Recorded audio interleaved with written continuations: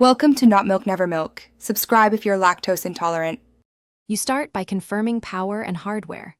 Plug the magnetic charger onto the watch back. You should feel it snap into place. Once connected, look for the charging symbol. If present, the watch is powering. If nothing appears after 1 minute, try a different outlet and charger to rule out cable faults.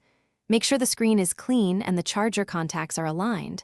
Improper alignment prevents charging and delays startup. Once the watch is receiving power, press and hold the side button until the Apple logo appears. This initiates the boot sequence.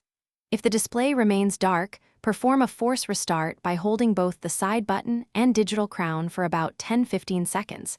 This clears transient software hangs. After you see the logo, be patient.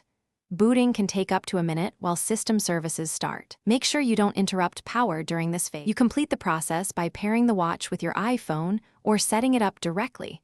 Follow on-screen instructions to restore from backup or configure as new. Make sure Bluetooth and Wi-Fi are enabled on your phone so data and apps sync. Sign in with your Apple ID to enable services. If the watch freezes or won't finish setup, try charging plus a force restart once more. If problems persist, contact Apple support or visit a service provider for hardware diagnosis.